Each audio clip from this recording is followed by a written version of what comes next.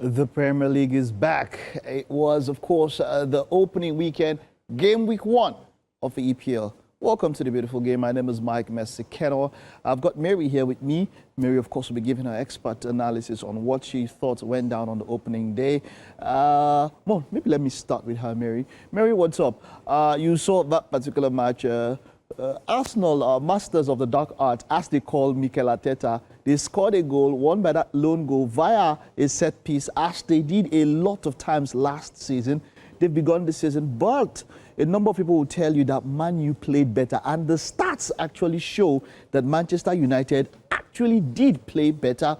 If you can see here, XG 1.52 as against 1.30. Now, so a number of people, you might not understand what XG would mean. Now, let me explain to you. XG is expected goals. Now, how do you calculate XG? For instance, a penalty. Now, when a player is given a penalty, the XG for a penalty is 0.78. Why is that so? Because 78% of the time, penalties are scored. So if somebody has a chance, the calculation, what happens is that there's a ratio or a percentage of how often that particular chance is scored, and that will generate a particular XG for that chance. So for a penalty, it is 0.78.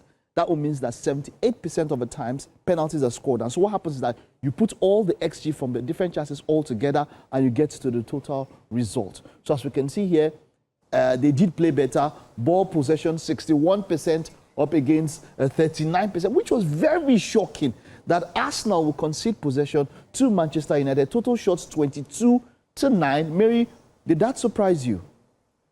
So at this point in time, it's too early in the season for me to be surprised by anything. However, it does seem like Arsenal might have a plan, and that is to score goals. You know, there used to be a time when we talk about Arsenal playing beautiful football, fantastic football. At the end of the game, they lost, they lose the match, and everybody is like, well, who cares about the beautiful football? It's about the 3 points.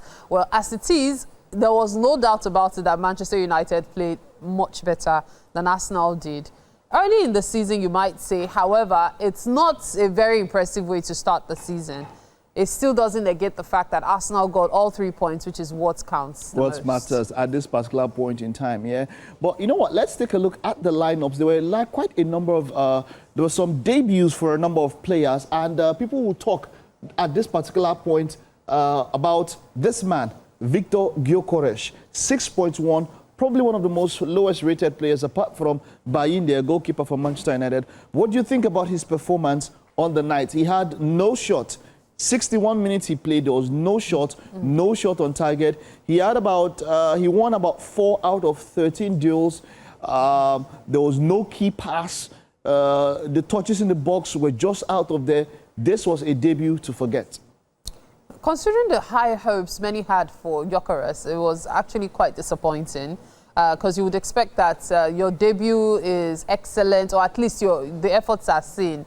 It was almost invisible throughout the match, and that is even being very, very magnanimous to speak. It was almost invisible. So there's the expectation that is new, yeah, so he's probably still feeling his way around. Still getting in. All right. Hopefully, in the coming matches, we begin to see his impact. All right. Yes. Well, apart from that, David Raya was man of the match. Wonderful performance. You know him there. Bayinde there, a number of people will give him at fault for that particular goal that came in. And now there's that talk that Gianluigi Donnarumma is available. Onana and Bayinde, both of them don't seem like they are so much quality. But at that particular point, there was that blame that maybe the defenders, that's talking about Delete and probably Yoro, should have been protecting their keeper, as it were. But going over the pitch, of course, Šeško came in and made his debut. There was no debut goal for him. Mbeumo and Kuna, especially Mbeumo, was the most lively of Manchester United's debutants, and he had some chances. They really pinned Arsenal to the back in. And Ruben Amorim at the end, he mentioned that we can beat any team. For Manchester United fans, I would say that there definitely is something for them to hope for. Now let's leave Manchester United and Arsenal. Let's see. There were other games that went down, and of course Chelsea were also up against Crystal Palace. Yeah. I don't know if we have a little bit of those highlights to show you. If we do, okay, well, we'll get to show you in a little bit. But Chelsea were up against Crystal Palace, and as it were, Club World Champions against they were Community Shield winners and FA Cup champions. That's talking about Crystal Palace. Eberechi might be leaving. Crystal Palace after this match. There's also talk that Mark he also could believe it. But Mary, were you shocked that Chelsea were unable to get any goal past Crystal Palace? Remember that Crystal Palace, as it were, for their last 2 competitive matches, they've beat Manchester City. They've also beat Liverpool, even though it was after penalties. So for Chelsea having a draw against them, some might say, a number of people would say that it was quite a good result, even though they were at home. It's as thrilling as we expected it to be. The reality is we're talking about the, in quotes now, football giants in England at the moment. Chelsea winning the Club World Cup, of course, and then there's Crystal Palace, who just came off winning the Community Shield from Liverpool. And let's not forget that just before that, they beat Manchester City as well. So they are on a roll, and so this match was one that many people expected to go either way.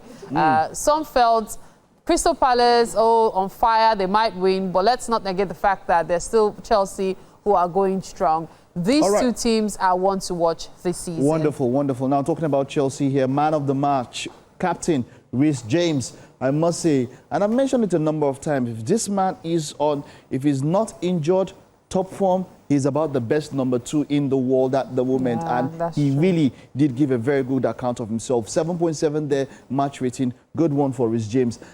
There's somebody I've also spoken about a number of times, Felipe Caicedo. Moses, pardon me, not Felipe, Moses Caicedo. Caicedo there, of course, like I said, that steal which he brings into the game with a 7.6 as a rating for this man, I would say that Chelsea do have a gem when it comes to how it performs. Fernandes, of course, with Caicedo giving giving him that room, staying back, giving Fernandes that room to roll. But I would say I was quite disappointed with Cole Palmer, and that's the problem with this man. He gets to disappear a number of times, and then he'll come up with 1 or 2 man of the match performance, and then he'll be shouting Ballon d'Or, Ballon d'Or call. Are you? What's wrong with you? He's not someone that they can counter on as reliable. Sometimes he's on fire, then all of a sudden he goes cold and almost invisible. All right.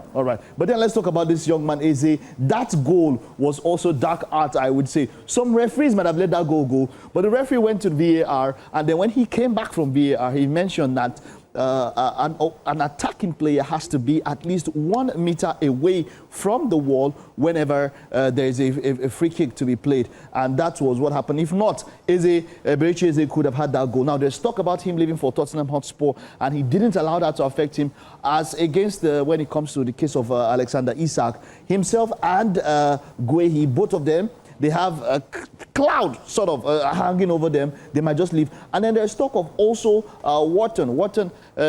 There's interest from Real Madrid. Yes, I'm sure of that one that we've heard in the news, that there's interest from Real Madrid and some other top clubs. But I would say that Crystal Palace gave a good account of themselves, and that was quite the match. Well, let's just take a look at the results, the rest of the results that happened across this particular weekend when it comes to the EPL. It started, of course, with Liverpool.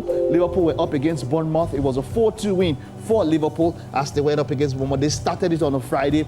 Aston Villa and Newcastle, it was goalless. Brighton and Hove Albion and Fulham played out a 1-1 draw. Sunderland 3-0 against West Ham. Tottenham Hotspur 3, Burnley 0. These guys. Oh, what can I say about Tottenham Hotspur, right? These guys are really, we should expect that match, the Super Cup against PSG. They gave quite a good account of themselves. Mary, I know you know very fast, Mary. 20 seconds. Tottenham Hotspur, what do you think about them? How well do you think they'll do this season? Tottenham Hotspur are going to do really well this season. We should expect a lot more from them. Wonderful. Of course, Wolverhampton Wanderers and Manchester City, it was 4-0. And like we mentioned, of course, over there, it was Chelsea 0, Crystal Palace 0. Nottingham Forest also 3 against Brentford 1. Man U 0, Arsenal 1. And of course, to wrap up, game week 1, Leeds against Everton. Now, that's all that we have on the beautiful game for this Monday morning. Stay with us. We'll take a time out now. When we get back, the second lap of the show will kick off.